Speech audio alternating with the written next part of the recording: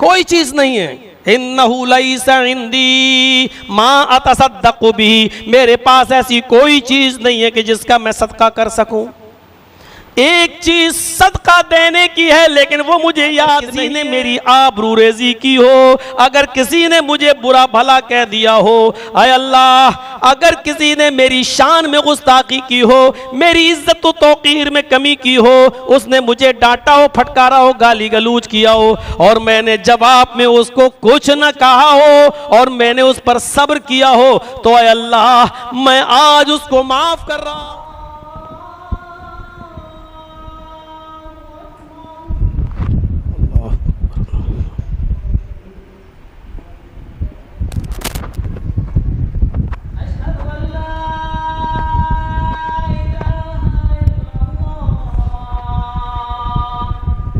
अशहदु अल्ला इलाहा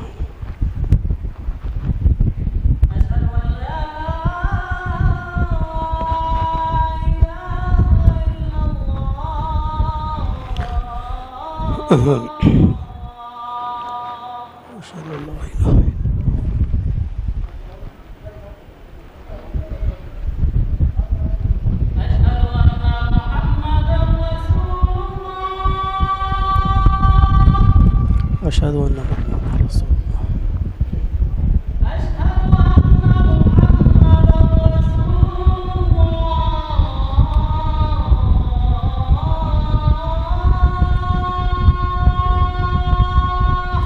अशहदु अन्ना मुहम्मदन रसूलुल्लाह।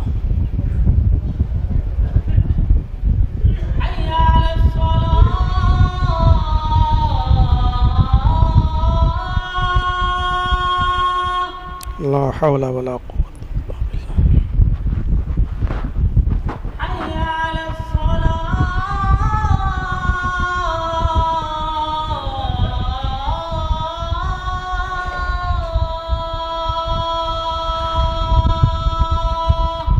ला हौला वला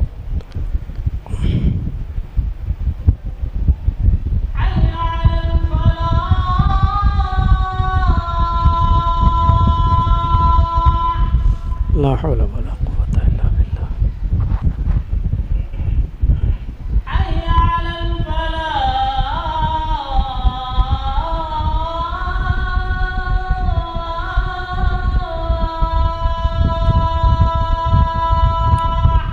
ला हौला वला कुव्वता इल्ला बिल्लाह।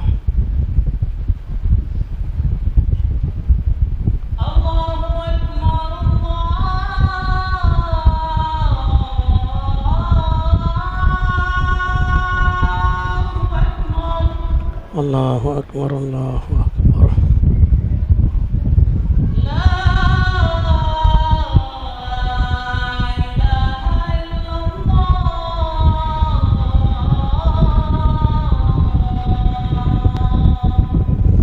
ला इलाहा इल्लल्लाह।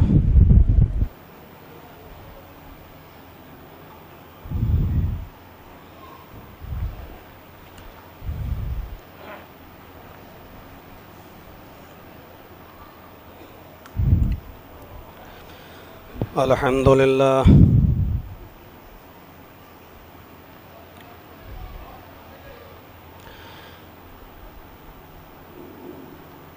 अल्हम्दुलिल्लाहि नहमदुहु व नस्तईनुहु व नस्तगफिरुह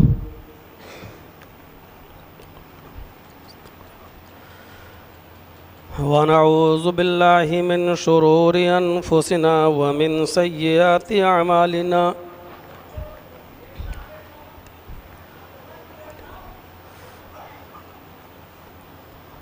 मन यहदिहिल्लाहु फला मुज़िल्ल लह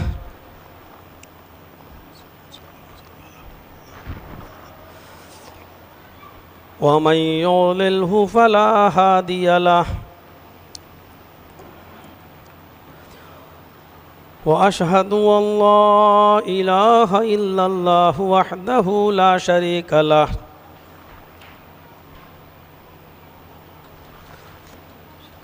व अशहदु अन्ना मुहम्मदन अब्दुहु व रसूलुहु।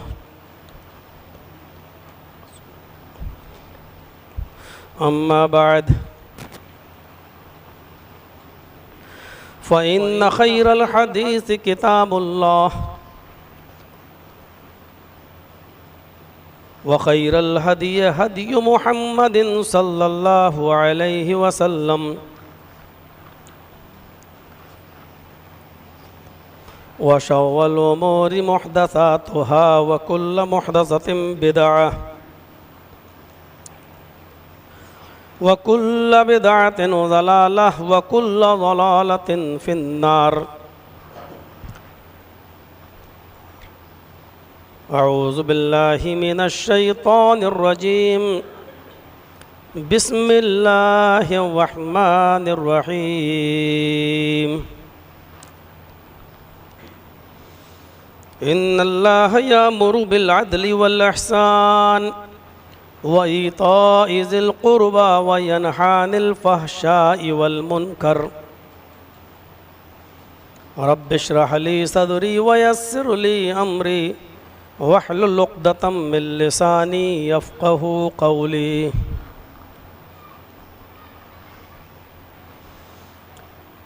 हाज़रीन जुमा जामा मस्जिद टेरा ज़िला बाराबंकी,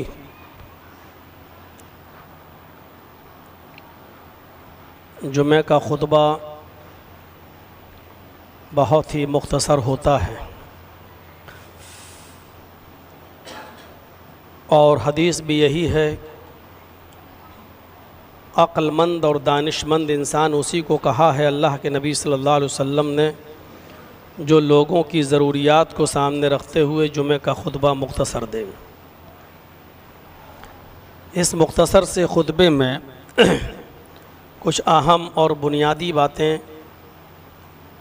जो हमारे समाज के लिए, हमारे मुआशरे के लिए होनी चाहिए और जिनकी ज़रूरत है, वही चीज़ें हम पेश करने की कोशिश करेंगे इस उम्मीद के साथ और इस दुआ के साथ कि अल्लाह ताला हम सब को उस पर अमल करने की तौफ़ीक़ अता फ़रमाए। इस्लामी अहकाम दो किस्मों पर मुश्तमिल हैं, एक हुकूकुल्लाह और एक हुकूकुल इबाद।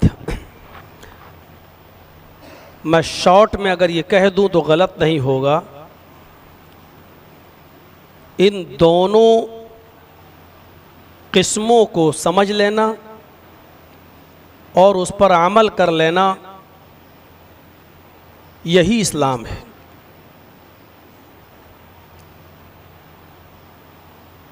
और उसी ताल्लुक़ से मैंने कुरान की आयत पढ़ी है कि इन्नल्लाह यअमुरु बिल अदल वल इहसान,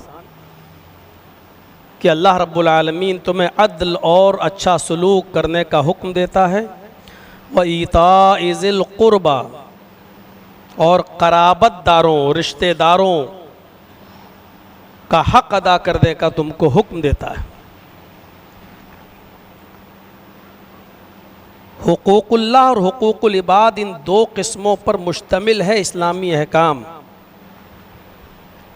हुकूकुल्लाह के ताल्लुक़ से तो आप सुनते ही रहते हैं, अल्लाह का हक़ है हम तौहीद पर कायम रहें, अल्लाह का हक़ है कि हम इबादत उसी की करें, अल्लाह का हक़ है कि हम उसके अलावा किसी और को सजदा न करें, अल्लाह का हक़ है कि हम उसके साथ किसी और को शरीक और साजी न ठहराएं, अल्लाह का हक़ है कि हम उसी के लिए क़याम करें, उसी के लिए रुकू करें और उसी के लिए सजदा करें।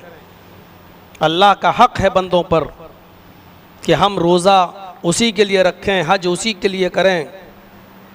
ये तमाम चीज़ें हुकूकुल्लाह से ताल्लुक़ रखती हैं। और फिर हमें नबी अकरम सल्लल्लाहु अलैहि वसल्लम ने सिखाया कि हुकूकुल्लाह में अगर कुछ कोताही होती है, हुकूकुल्लाह में अगर कुछ कमी होती है, तो ये अल्लाह का हक़ है, वो अपने बंदे को चाहे तो माफ़ कर सकता है।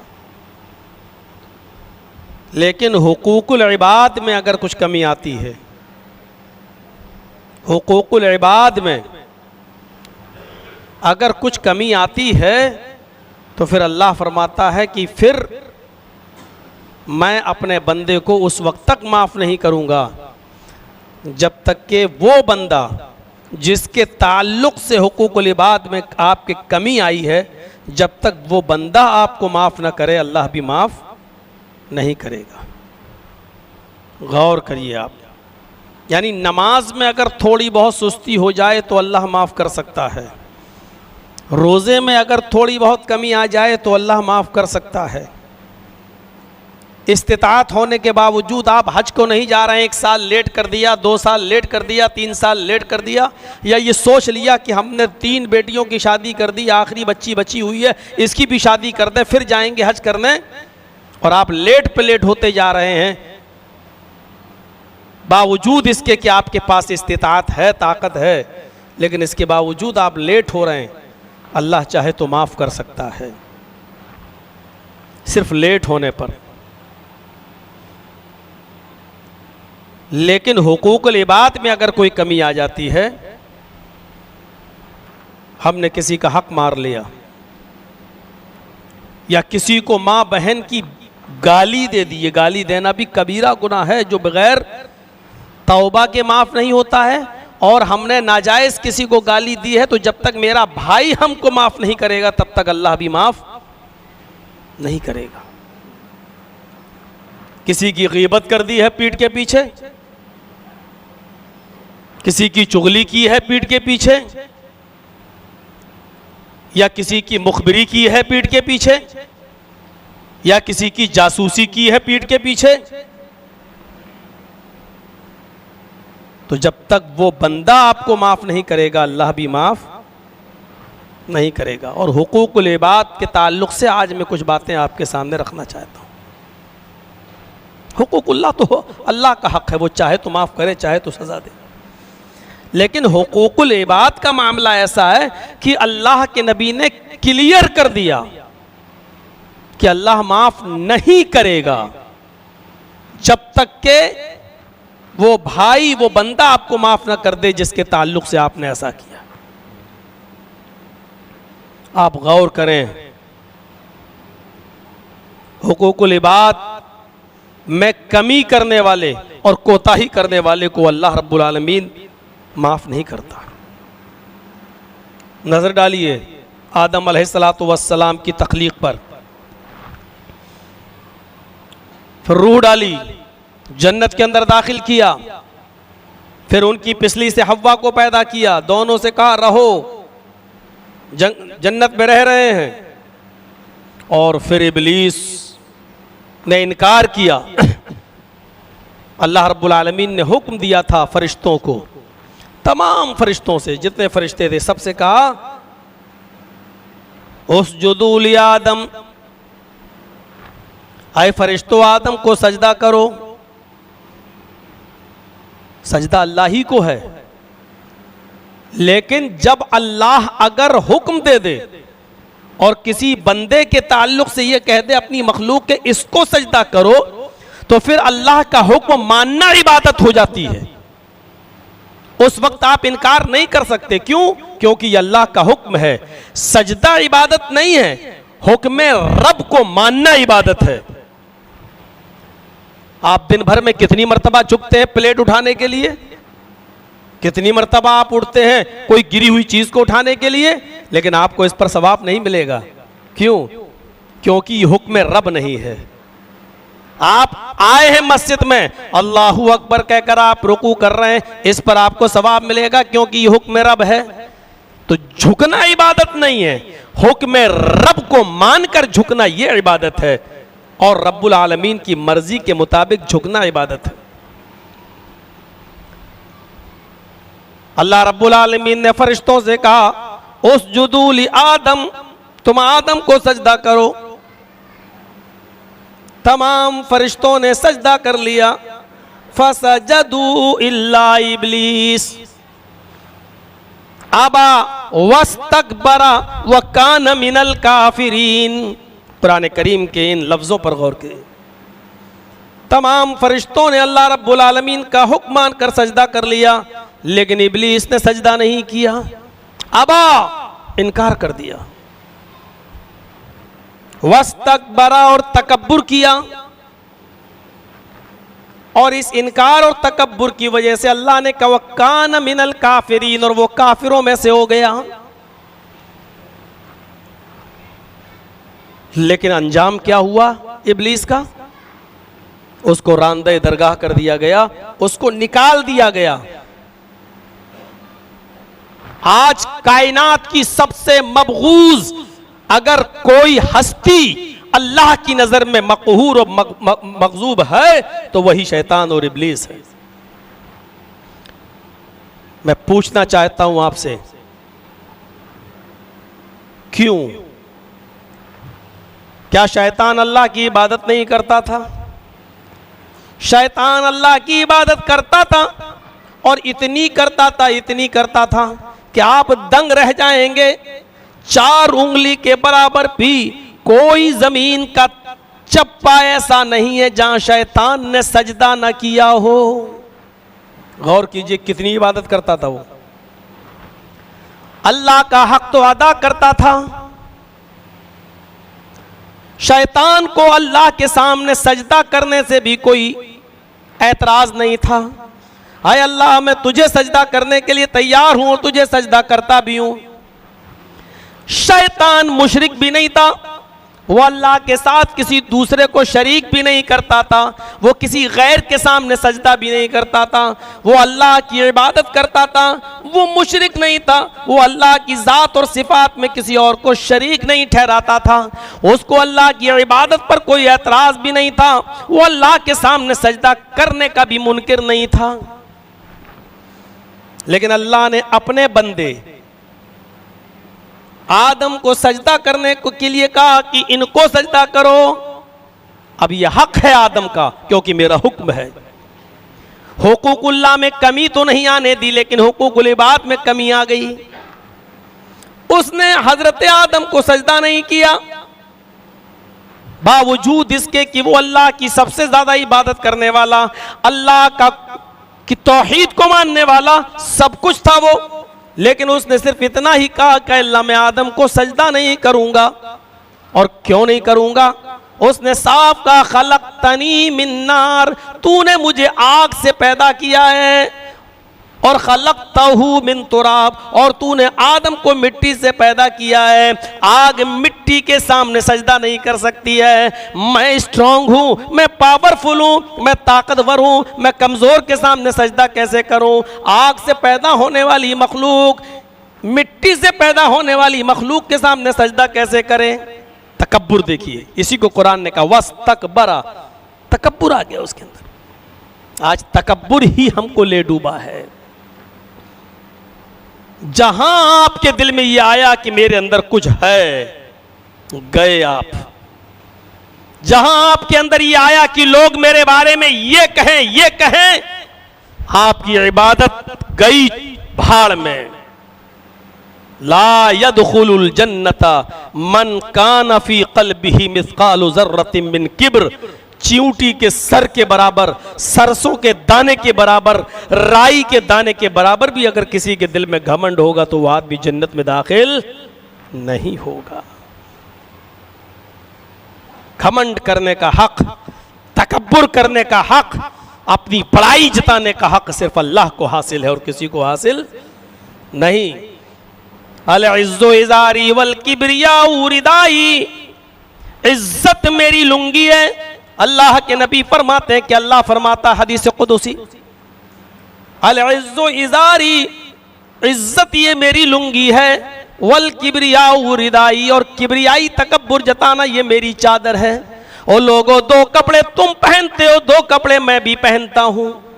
तुम अपनी इज्जत छिपाते हो, ये दोनों चीजें मेरी इज्जत है। अल इज़्ज़ु इज़ारी, लुंगी मेरी इज्जत ये मेरी लुंगी है, वल किब्रिया रिदाई, और तकब्बुर ये मेरी चादर है। अल्लाह कहता है फमन्नाज़ानी फी कुल्ल वाहिदिन मिनहुमा, अगर इन दोनों में से कोई एक चीज भी तुमने मुझसे लेने की कोशिश की, यानी अपने आप को इज्जतदार समझा और तकब्बुर के लायक अपने आप को समझा, अगर इन दोनों चीजों में से कोई एक चीज भी तुमने मुझसे लेने की कोशिश की तो गोया तुम मुझसे मेरा लिबास छीन रहे हो, तो गोया तुम मुझे नंगा करने की कोशिश कर रहे हो। फमन्नाज़ानी फी कुल्ल वाहिदिन मिनहुमा फक़द अज़्ज़बतुहु अज़ाबन शदीदा, ऐसे शख्स को मैं ऐसा अज़ाब दूंगा जो उसकी आंखों ने देखा नहीं होगा, उसके कानों ने सुना नहीं होगा, उसके दिमाग ने सोचा भी नहीं होगा। फक़द अज़्ज़बतुहु अज़ाबन शदीदा, सख्त अज़ाब दूंगा।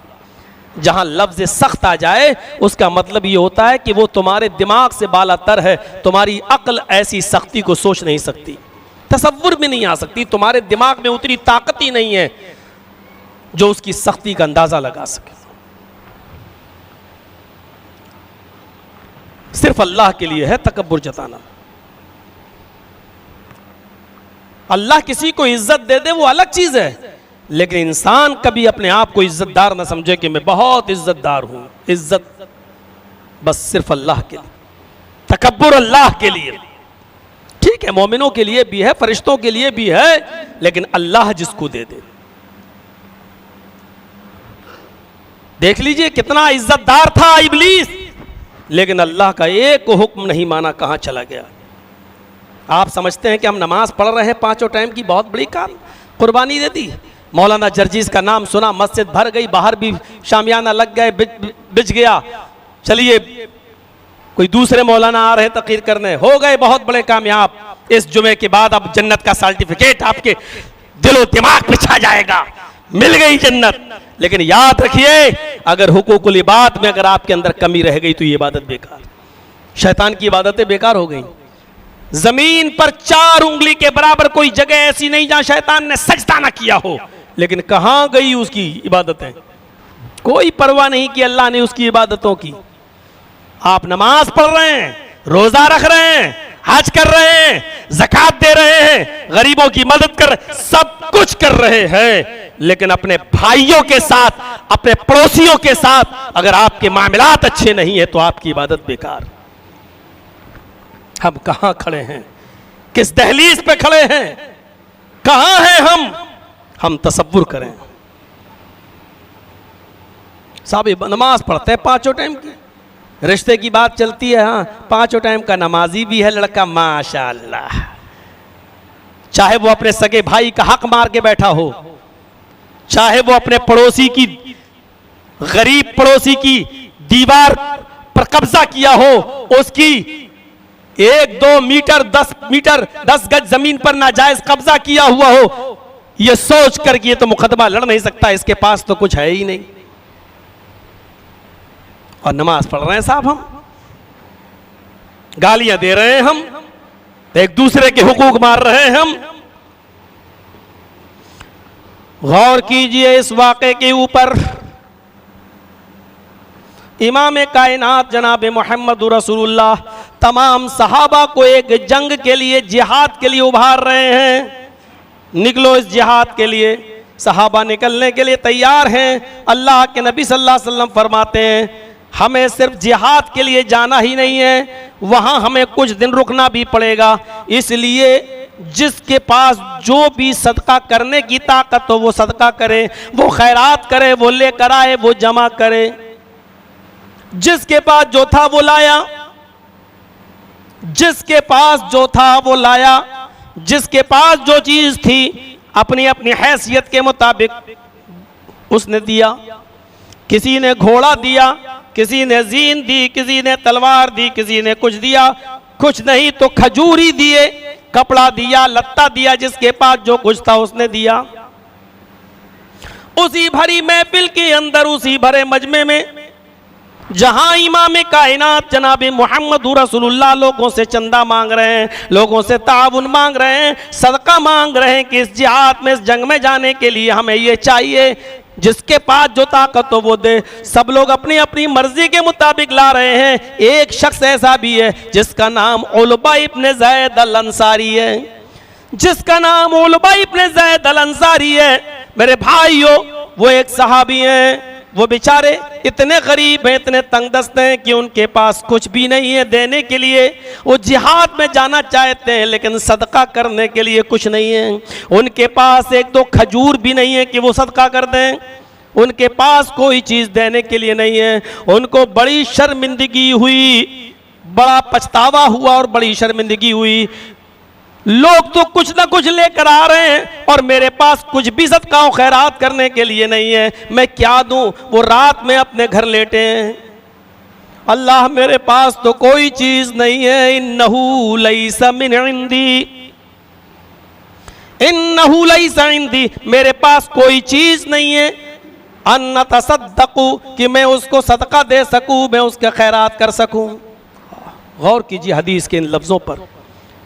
उलबा इब्न ज़ैद अल अंसारी रात में क्या कहते हैं, दुआ कर रहे हैं जिसकी खबर किसी को नहीं है, अकेले हैं, रात है, तन्हाई है, अपने घर के अंदर अपने बिस्तर पर कहते हैं, इलाहुल आलमीन, मेरे पास कोई ऐसी चीज नहीं है जिसका मैं सदका कर सकूं, जिसको मैं अल्लाह के नबी सल्लल्लाहु अलैहि वसल्लम के सामने पेश कर सकूं, खैरात दे सकूं। कोई चीज नहीं है। इन्नहु लैसा इंदी मा अतसद्दकु बिही, मेरे पास ऐसी कोई चीज नहीं है कि जिसका मैं सदका कर सकूं। एक चीज सदका देने की है लेकिन वो मुझे याद नहीं है।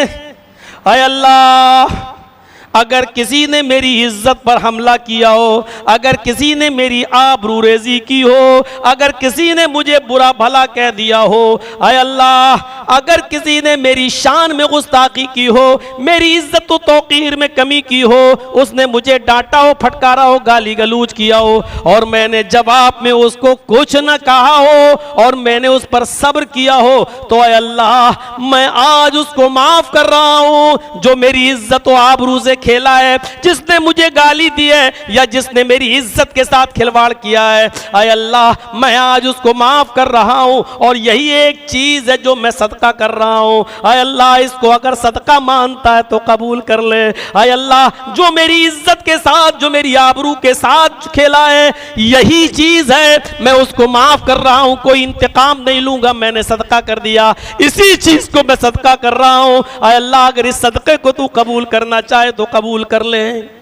अंदाजा लगा रहे हैं उसने कौन सी चीज सदका की, कौन सी चीज सदका की। अल्लाह, अगर किसी ने मुझे गाली दी हो, किसी ने मुझे बुरा भला कहा हो, मेरी इज्जत और आबरू के का मजाक उड़ाया हो, अल्लाह यही चीज मैं उसको माफ कर रहा हूं, यही सदका कर रहा हूं। सुबह फजर की नमाज पढ़ने के लिए जाता है, नबी अकरम नमाज फजर पढ़ाते हैं और नमाज फजर पढ़ाने के बाद तमाम साहबा की मौजूदगी में कहते हैं, आइनल मुतसद्दिक, आइनल मुतसद्दिक, आज की रात जिसने सदका किया वो कहाँ है, सदका करने वाला कहाँ है।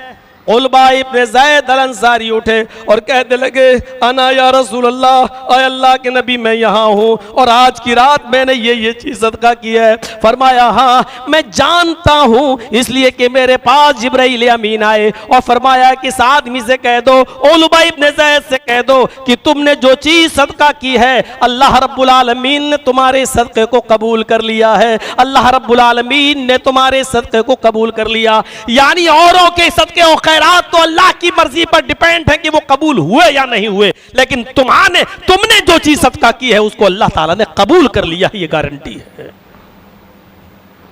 यानी किसी को माफ कर देना कितना बड़ा सदका है। ये हुकूकुल इबादी तय करेंगे इसको। उसने तो अपनी मर्जी से माफ कर दिया।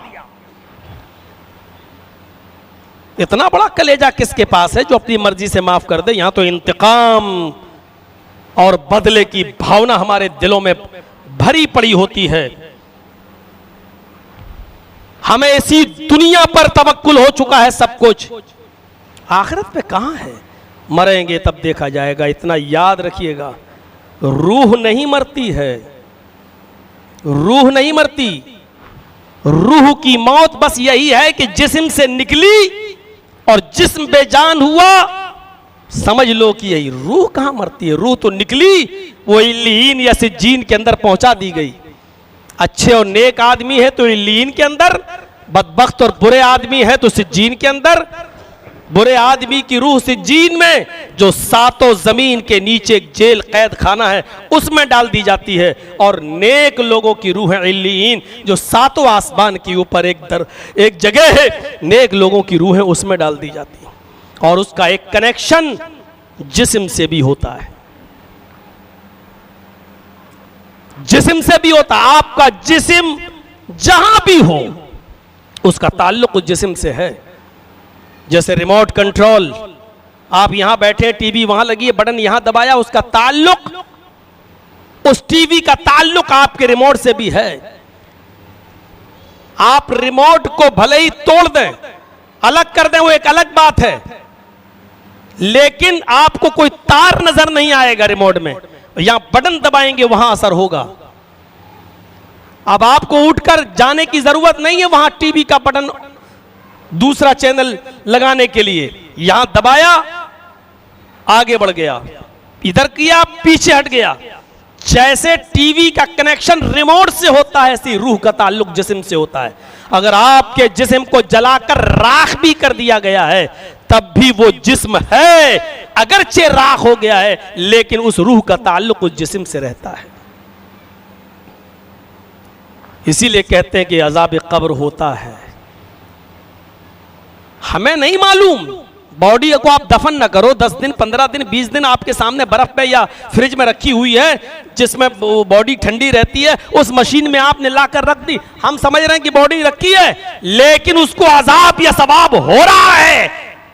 हम अपनी दुनियावी निगाहों से बरज़खी जिंदगी की सजा नहीं देख सकते। हमारी आंखों में इतनी ताकत नहीं है कि बरज़खी जिंदगी का, उसके चीखने और उसकी आह और उसकी पुकार को हम सुन सके, इतनी ताकत न हमारे कानों में है, और उसके अजाब को हम देख सके, इतनी ताकत हमारी आंखों में भी नहीं। और ये मंजर सबके साथ होना है। किसी का नंबर 2 दिन पहले आ जाता है और किसी का नंबर 2 दिन बाद आता है, आना सबके साथ है। जरा तसव्वुर करो, उस आदमी ने जो चीज सदका व खैरात की, अल्लाह के नबी फरमाते हैं अल्लाह तबारक व तआला ने तुम्हारे सदक़े को कबूल, सदक़े में कबूल ज़कात में लिख लिया है, यानी तुम्हारे सदक़े को कबूल कर लिया है। तुम कोई चीज़ नहीं ला पाए, कोई बात नहीं, जो चीज़ तुमने कल सदका व खैरात की रात में अल्लाह ने कबूल कर लिया, चलो जिहाद में। मेरे प्यारे साथियों, ज़रा गौर कीजिए हुकूकुल इबाद की कितनी अहमियत है। अभी तो हम सिर्फ हुकूक पर बोल रहे हैं, अभी हम चले कहाँ हैं, और ये जुमे का खुतबा हमें जाने कहाँ दे रहा है आगे। हुकूकुल इबाद में वालिदैन की हुकूक क्या हैं, बाप का हक क्या है, औलाद का हक क्या है। हुकूकुल इबाद में हुकूकुल ज़ौजैन भी आता है, शौहर का हक क्या है बीवी पर, और बीवी का हक क्या है शौहर के ऊपर। हुकूकुल इबाद में यतीम भी आते हैं, यतीमों का क्या हक है आपके ऊपर। हुकूकुल इबाद में बेवाएं भी आती हैं, बेवाओं का क्या हक है आपके ऊपर। हुकूकुल इबाद के अंदर कैदी भी आते हैं, उन कैदियों के साथ आपका क्या हुस्न सुलूक है, क्या बर्ताव है, क्या कर रहे हैं आप उनके साथ। हुकूकुल इबाद के अंदर जानवर भी आते हैं, जानवरों के साथ आपका क्या सुलूक है।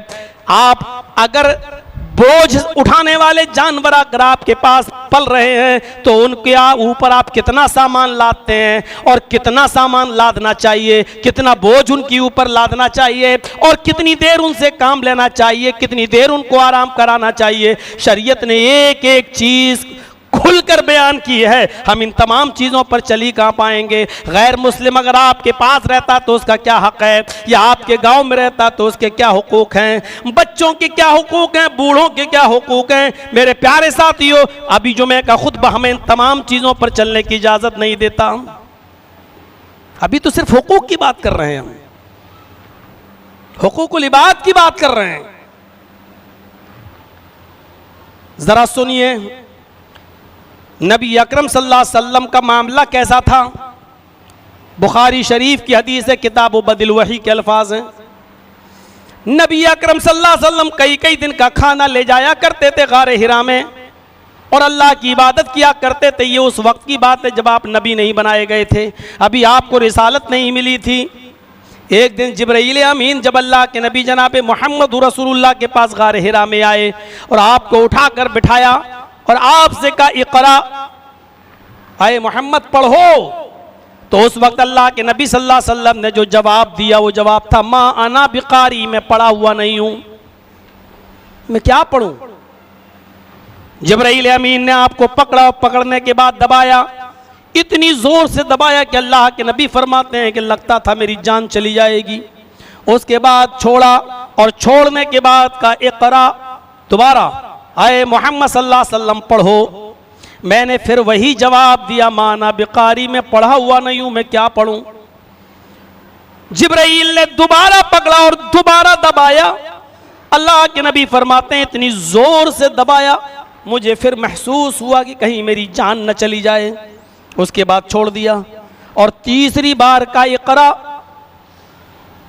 या मोहम्मद, आए मोहम्मद पढ़ो, अल्लाह ये मेरे पास आया है, इसको मेरा नाम कैसे मालूम है और पढ़ने के लिए कह रहा है। आपने फिर वही जवाब दिया। बार बार मुझसे पढ़ने के लिए कहने वाले, मुझसे बार बार पढ़ने के लिए कहने वाले, क्यों बार बार पढ़ने के लिए कह रहे हो। जब मैं पैदा हुआ तो बाप का चेहरा नहीं देखा, 6 साल का हुआ तो माँ भी मुझे छोड़कर चली गई, 8 साल का हुआ तो दादा भी मुझे खैराबाद कह गया, मुझे कोई पढ़ाने वाला ही नहीं, क्या पढ़ूं, माज़ा अक़रऊ। बाज़ रिवायतों में आता है कि अल्लाह के नबी सल्लल्लाहु अलैहि वसल्लम ने उससे पूछा, बार बार पढ़ने के लिए कह रहे हो, तुम ही बताओ कि मैं क्या पढ़ूं। जिब्राइल ने तीसरी बार दबाया, फिर वही स्टाइल इतनी जोर से कि नबी अकरम कहते हैं मुझे महसूस हुआ कि कहीं मेरी जान न चली जाए, और उसके बाद छोड़ दिया। और छोड़ने के बाद कहा, इक़रा बिस्म रब्बिकल्लज़ी खलक़, खलक़ल इंसान मिन अलक़, इक़रा व रब्बुकल अकरमुल्लज़ी अल्लम बिल क़लम, अल्लमल इंसान मा लम यअलम। ये आयतें, चंद आयतें, 5 आयतें नाजिल हुई शुरू में। उसके बाद अल्लाह के नबी सल्लल्लाहु अलैहि वसल्लम गार हिरा से वापस आए, डर गए थे, अपने घर दौड़ते हुए आए और खदीजा रज़ी अल्लाह ताला अन्हा के पास पहुंचे और सीधे एक ही जुमला कहा, ज़म्मिलूनी ज़म्मिलूनी, खदीजा मुझे चादर उड़ा दो, मुझे कंबल उड़ा दो। लक़द खशीतु अला नफ्सी, मुझे आज अपनी जान पर डर महसूस हो रहा है, कहीं मेरी जान न चली जाए। हज़रत खदीजा ने उड़ा दिया कंबल। हत्ता ज़हबान हुर्रऊ, यहाँ तक कि जो डर और खौफ आपके दिल में बैठा हुआ था वो चला गया। जब वो ख़त्म हो गया तो आपने अपनी पूरी बात हज़रत खदीजा को बताई, आज ऐसा ऐसा हुआ गारे हिरा में। फिर आपने फरमाया, खदीजा मुझे डर लगता है कि कहीं मेरी जान न चली जाए, आज तक मैंने इतना ताकतवर, आप अभी भी नहीं समझे कि जिब्राइल थे, इतना ताकतवर इंसान नहीं देखा, आज तक मैंने ऐसी शक्ल नहीं देखी। उसने मुझे पकड़ के इतनी से तो तेज दबाया, कौन है ये, क्या लेकर आया, इक़रा बिस्म रब्बिकल्लज़ी खलक़, खलक़ल इंसान मिन अलक़। खदीजा मुझे डर लग रहा है, ये कहीं जिन्नात का असर तो नहीं, शैतान का असर तो नहीं, अभी तक आप नबी नहीं बने। हज़रत खदीजा रज़ी अल्लाह ताला अन्हा ने नबी अकरम सल्लल्लाहु अलैहि वसल्लम की ये बात सुनने के बाद जो तसल्ली दी, वही हुकूकुल इबाद से ताल्लुक़ रखती है। सोचिए, नबुव्वत से पहले के जो अखलाक थे आपके, और नबुव्वत से पहले का जो मामला था आपका, नबी बनने के बाद क्या रहा होगा जब नबुव्वत से पहले का मामला आपका इतना ज़बरदस्त था। हज़रत खदीजा कहती हैं, कल्ला वल्लाहि ला युग़ज़ीकल्लाहु अबदा। आए मोहम्मद सल्लल्लाहु अलैहि वसल्लम, मेरे सरताज, मेरे शौहर क्यों डरते हैं, कल्ला हरगिज़ नहीं, वल्लाहि ला युग़ज़ीकल्लाहु अबदा, अल्लाह आपको कभी रुसवा नहीं करेगा, अल्लाह कभी आपको ज़ाय नहीं करेगा, अल्लाह कभी आपको बर्बाद नहीं करेगा। आपने कभी किसी का बुरा चाहा ही नहीं, तो अल्लाह आपका बुरा क्यों चाहेगा, आपके साथ बुरा क्यों होगा। इन्नका लतसिलुर रहीम व तहमिलुल कल्ला व तक्सिबुल मादूम व तक़रिज़ ज़ईफ़ व तुईनु अला नवाइबिल हक़।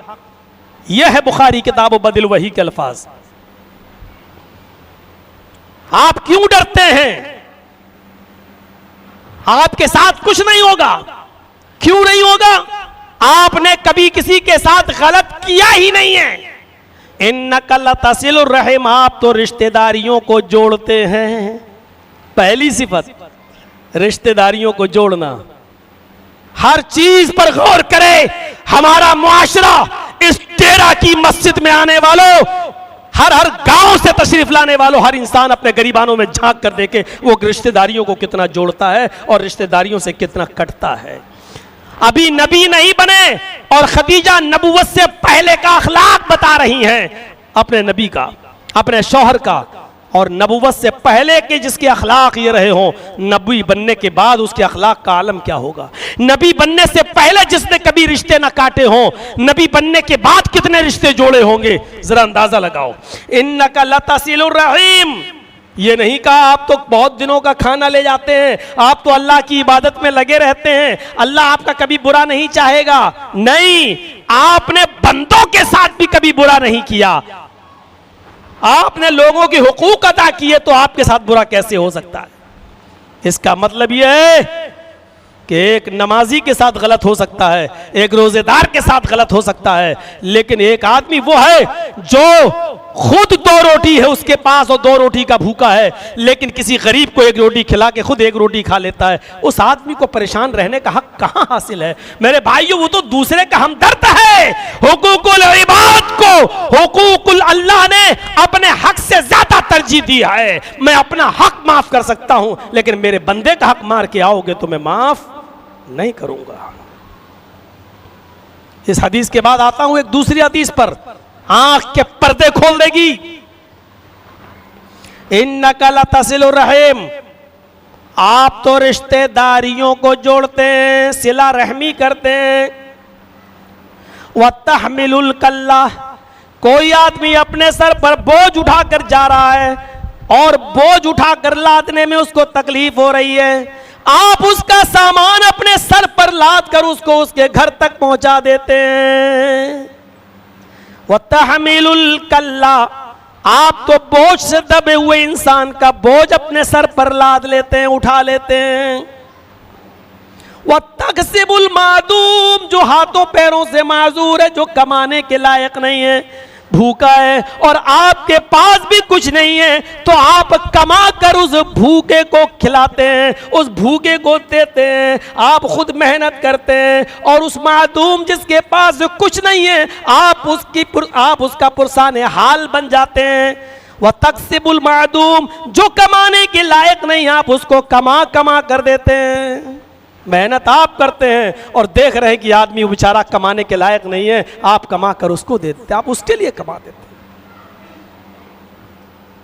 व तक़रिज़ैफ़, कोई मेहमान आपके घर से भूखा नहीं जाता, अगरचे आपके पास खाने को कुछ नहीं है, खजूर ये खजूर खिला दिया, खुद भूखे रह जाते हैं, दूसरे को खिलाते हैं। वह तक़रिज़ैफ़, आप मेहमान नवाजी करने में पीछे नहीं रहते हैं, आप हर किसी की मेहमान नवाजी करते हैं। वह तुईनु अला नवाइबिल हक़, और जो रास्ता भूल गया है, आप भूले भटके को रास्ता दिखा देते हैं, आप उसको उसकी मंजिल तक पहुंचा देते हैं। हजरत खदीजा ने जो औसाफ बयान की है, ये नबुव्वत से पहले के औसाफ है और सब बंदों से ताल्लुक रखते हैं। कैसे?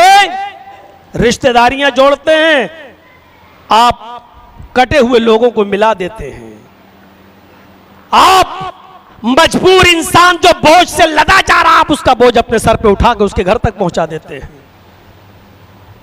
आज इज्जत का जनाजा निकल जाएगा, आपका बोझ हमें उठाने में। इज्जतदार इंसान हूं मैं, तुम्हारा बोझ मैं उठाऊंगा। जमीन पर रखा हुआ लकड़ी का गट्ठर उठाकर उसके सर पर तो लाद सकते हो, लेकिन उसका आधा बोझ अपने सर पर लाद कर आधा उसके ऊपर, चलो हम तुम्हारे घर पहुंचा दें, ऐसा बहुत मुश्किल है, बहुत बड़े दिल गुर्दे का काम है।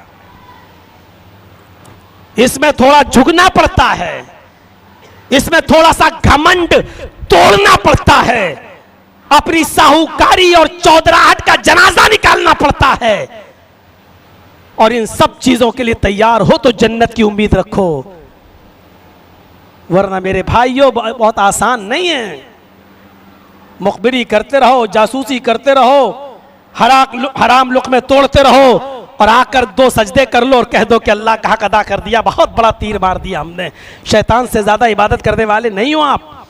इतने सजदे आपने जमीन पर नहीं किए जितने इब्लीस ने किए, लेकिन अल्लाह ने उसकी इबादत को भी सिर्फ इस वजह से बर्बाद कर दिया, क्योंकि उसने अल्लाह का हुक्म मानकर आदम का हक अदा नहीं किया, सजदा नहीं किया। हम कहां पड़े हैं? तक्सिबुल मादूम, आप मोहताज लोगों को कमा कर खिलाते हैं, आप मेहमान नवाजी करते हैं, आप रास्ता भटके हुए लोगों को रास्ता दिखाते हैं। जरा गौर करो आप। आओ एक और हदीस पे चलते हैं, मुस्लिम की हदीस कुदुसी। इस हदीस के एक एक लफ्ज पर गौर करो। कयामत के दिन अल्लाह रब्बुल आलमीन एक बंदे को बुलाएगा अपने पास और उससे कहेगा, आए मेरे बंदे, दुनिया में मैं भूखा था, तूने मुझे खाना क्यों नहीं खिलाया? सुन रहे हैं आप? अल्लाह कहेगा मैं भूखा था। अल्लाह को भी भूख लग सकती है? अल्लाह भी खाना खाता है क्या? लेकिन अल्लाह कयामत के दिन उस इंसान को अपने करीब बुलाएगा और कहेगा, मेरे बंदे, मैं भूखा था, तूने मुझे खाना क्यों नहीं खिलाएगा, क्यों नहीं खिलाया? दूसरे को बुलाएगा, आए मेरे बंदे, मैं प्यासा था, तूने मुझे पानी क्यों नहीं पिलाया? तीसरे को बुलाएगा, अल्लाह उससे भी कहेगा, ए मेरे बंदे, मैं दुनिया में नंगा था, तूने मुझे कपड़ा क्यों नहीं पहनाया? नंगा। तीनों कहेंगे, ऐ अल्लाह। पहला शख्स कहेगा, ऐ अल्लाह, तू तो सारी कायनात को खिलाता है, तू तो खाता नहीं, तू कैसे भूखा रह सकता था? कैसे भूखा रह सकता तू? अल्लाह क्या जवाब देगा? हाँ, आए मेरे बंदे, तू दुनिया में था, मेरा फला फला बंदा भूखा था, वो अपनी भूख की शिकायत लेकर तेरे पास गया था, तूने उसको खाना नहीं खिलाया। आए मेरे बंदे, अगर तूने उस भूखे को खाना खिलाया होता तो तू मुझे उसके पास पाता, तो तू मुझे उसके पास पाता, यानी तू उसको खाना खिलाता तो मैं तेरी मदद करता। दूसरा कहेगा, अल्लाह तू तो सबको पिलाता है, तू कैसे प्यासा रह सकता? अल्लाह कहेगा, मेरा फला प्यासा बंदा तेरे पास गया, तू पानी पिलाने पर कादिर था, लेकिन तूने इसके बावजूद उसको पानी नहीं पिलाया। अगर तूने उसको पानी पिलाया होता तो तू मुझे उसके पास पाता, यानी मैं तेरी मदद करता। तीसरा कहेगा, अल्लाह तू तो दुनिया में सबको कपड़ा पहनाता था, तू कैसे नंगा रह सकता? अल्लाह कहेगा, हाँ, मेरा फला मोहताज बंदा जिसके पास पहनने के कपड़े नहीं थे, फटे पुराने कपड़े पहनकर आधा नंगा हालत में तेरे पास आया और तुझसे कपड़े का सवाल कर रहा था और तेरे पास देने की ताकत थी, लेकिन तूने इसके बावजूद उसकी मदद नहीं की। आए मेरे बंदे, अगर तूने उस नंगे को कपड़ा पहनाया होता तो तू मुझे उसके पास पाता, यानी मैं तेरी मदद करता। यह हदीस बतला रही है, भूखे को खाना खिलाना दर हकीकत भूखे को नहीं बल्कि अल्लाह को खाना खिलाना है। प्यासे को पानी पिलाना यह दर हकीकत बंदे को पानी पिलाना नहीं बल्कि अल्लाह को पानी पिलाना। यानी अल्लाह पीता नहीं है, खाता नहीं है, लेकिन उसने तशबीह इससे दी, यानी अल्लाह को मददगार बना लेना। अगर कोई भूखे को खाना खिलाए तो इसका मतलब यह कि उसने अल्लाह को अपना मददगार मान लिया। जिसने प्यासे को पानी पिलाया इसका मतलब यह है कि उसने अल्लाह को मददगार मान लिया। जिसने किसी नंगे को कपड़ा पहनाया इसका मतलब यह है कि उसने अल्लाह को मददगार मान लिया, क्योंकि अल्लाह ही का तो दिया हुआ है तुम्हारे पास, उसी में से तो तुम कुछ दे रहे हो, तुम्हारा अपना नहीं है। अभी जा रहे हो, अचानक एक्सीडेंट हो जाए, टूट जाए रीढ़ की हड्डी, डले बिस्तर पर, हाथ पैर सब हैं लेकिन रीढ़ की हड्डी नहीं, टूट चुकी, अब बिस्तर से उठ नहीं सकते हो। अब कमाओगे? कहां गई तुम्हारी फैक्ट्री, कहां गई तुम्हारा कारखाना और कहां गई तुम्हारी दौलत? वो पैसा जिसको तुम बड़ी मेहनत से कमाते हो इस दुनिया को कमाने के लिए, लेकिन जब बीमारी में अल्लाह डाल देता, कैंसर में मुब्तला कर देता है, लाइलाज बीमारी में मुब्तला कर देता है, तब इसी पैसे के दरवाजे खोल देते हो, मुंह खोल देते हो। लाखों खर्च करने के बाद भी मेरे भाइयों सुकून नहीं मिलता। यही अल्लाह तबारक व तआला ने कहा, मेरे बंदो, तुम मेरे बंदों की मदद करोगे तो मुझे मदद के लिए पाओगे। यह है हुकूकुल इबाद पर सबसे बेहतरीन तशरीह। मेरे भाइयों, अभी छोड़ दीजिए हुकूकुल वालिदैन, बाप का क्या हक है, बेटे का क्या हक है, शौहर का क्या हक है, बीवी का क्या हक है, बेटियों के क्या हुकूक हैं, भाइयों के क्या हुकूक हैं, बहनों के क्या हुकूक है, मोहताजों के क्या हुकूक है, पड़ोसियों के क्या हुकूक हैं, यतीमों के क्या हुकूक हैं, बेवाओं के क्या हुकूक हैं, कैदियों के क्या हुकूक हैं, गैर मुस्लिमों के क्या हुकूक हैं, जानवरों के क्या हुकूक हैं। अभी छोड़ दीजिए।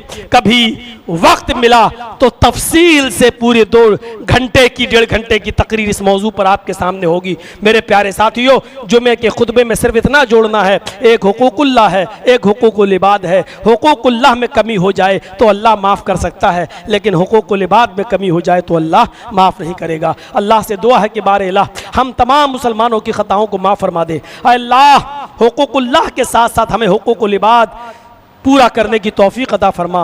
अल्लाह हमें हुकूकुल इबाद की हुकूकुल इबाद का जो है ख्याल रखने की तौफीक अता फरमा। अल्लाह हमें सब का हक अदा करने की तौफीक अता फरमा।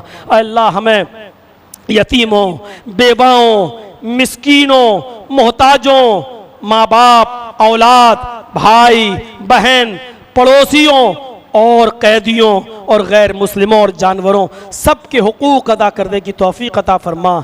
और शॉर्ट में ये दुआ कि इलाहुल आलमीन तू हमें मुकम्मल और पूरे तौर पर इस्लाम के अंदर दाखिल फरमा दे। अल्लाह जब तक तू हमें ज़िंदा रख, इस्लाम पे ज़िंदा रखना, और जब हमारा ख़ात्मा हो तो ईमान पर हमारा ख़ात्मा फरमाना। वमा अलैना इल्लल बलागुल मुबीन व आखिरु दावाना अनिल हम्दुलिल्लाहि रब्बिल आलमीन।